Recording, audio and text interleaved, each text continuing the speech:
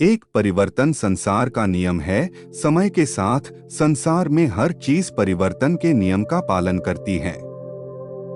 दो, सत्य कभी दावा नहीं करता कि मैं सत्य हूँ, लेकिन झूठ हमेशा दावा करता है कि सिर्फ मैं ही सत्य हूँ।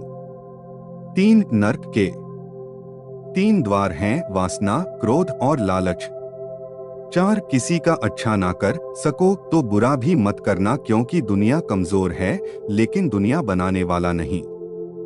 5, सदैव संदेह करने वाले व्यक्ति के लिए प्रसन्नता ना इस लोक में है ना ही कहीं और।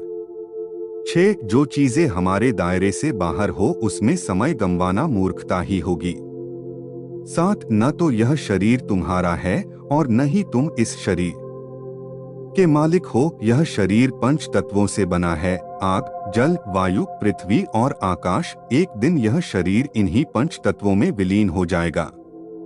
8, जिंदगी में हम कितने सही हैं और कितने गलत हैं यह केवल 2 लोग जानते हैं, एक परमात्मा और दूसरी हमारी अंतरात्मा।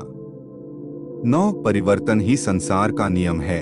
एक पल में हम करोड़ों के मालिक हो जाते हैं और दूसरे पल ही हमें लगता है कि हमारे पास कुछ भी नहीं है। 10, क्रोध से भ्रम पैदा होता है, भ्रम से बुद्धि व्यग्र होती है।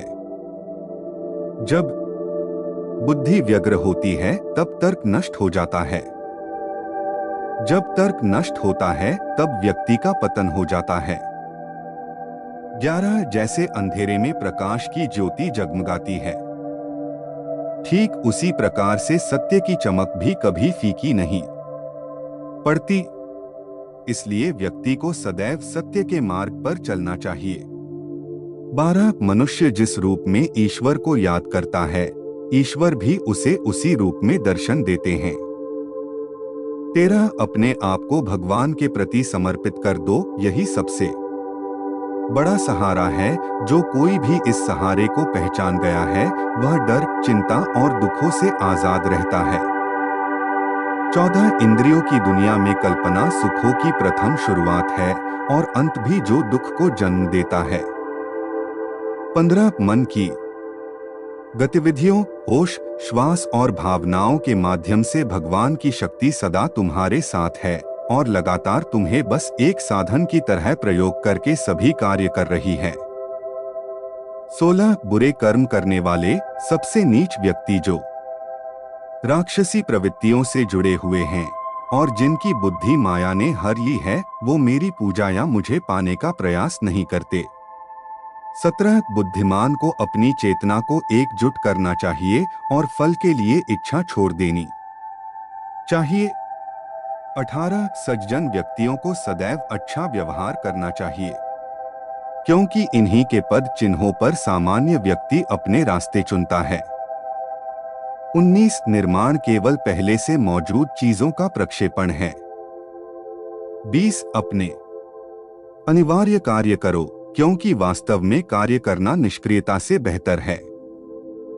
21, इस संपूर्ण संसार में कोई भी व्यक्ति महान नहीं जन्मा होता है, बल्कि उसके कर्म उसे महान बनाते हैं।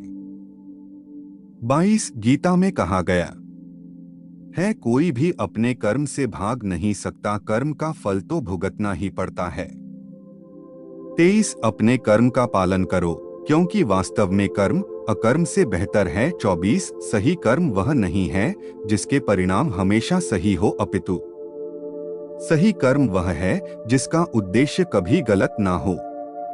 25, इंसान हमेशा अपने भाग्य को कोसता है, यह जानते हुए भी कि भाग्य से भी ऊंचा उसका कर्म है जिसके स्वयं के हाथों में है।